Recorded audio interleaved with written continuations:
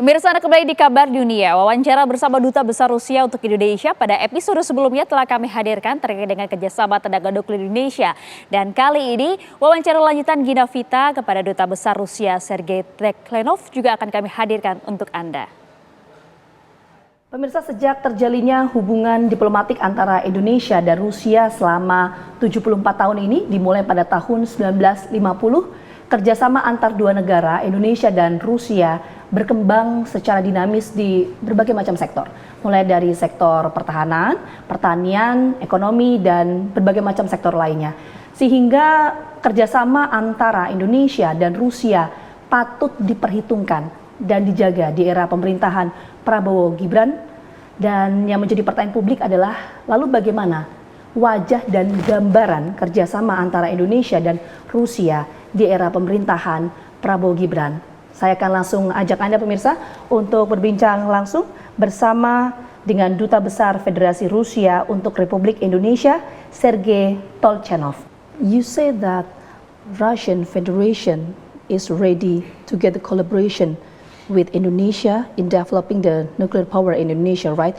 But the next question is, what form of the collaboration are being planned if we talk about the nuclear power in Indonesia? It's a topic of our further discussions, I believe. So, in different countries, we use different formats, different formula of cooperation. So, let's see. First of all, we should understand that your country will develop this cooperation with my country, and then Rosatom and companies that will be operator of this nuclear power plant in your country can discuss how it could be done, what will be financial, technological, and other circumstances. So let's see. So first of all, we are waiting for a final decision of your government, of your new president, and then we will be ready to discuss all the other issues. Okay, and I think it's my last question for you, Mr. Ambassador. What would you like to say to the President Prabowo Subianto? It's about your hope for the new government. Well, we always mentioned, and not only me as ambassador, but president of my country and other Russian high-ranking officials, that we believe that Indonesia is our long-standing friend. We used to have, and we are still having, very good relations, very friendly relations. We are ready to cooperate in different fields.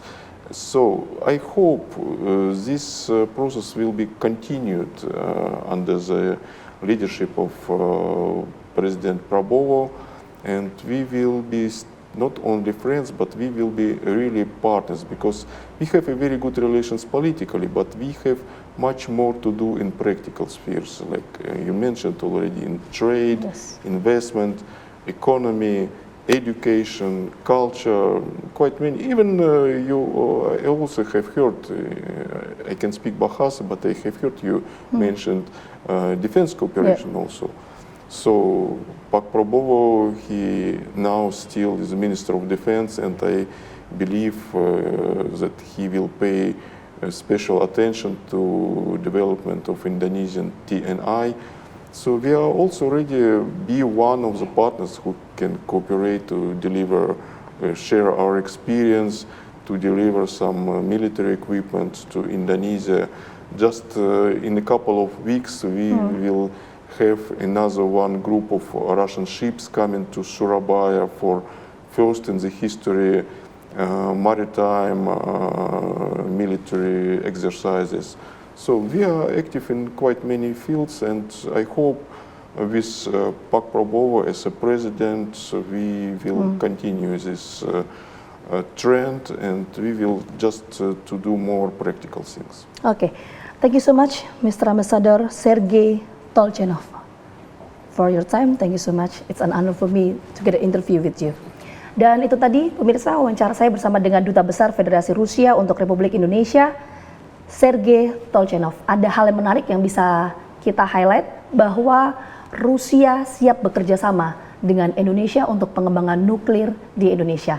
Tapi berkaitan dengan teknis kerjasama dan lain sebagainya, perlu ada diskusi lebih lanjut antara Rusia dan Indonesia. Akhir kata saya Gina Vita pamit undur diri, sampai jumpa.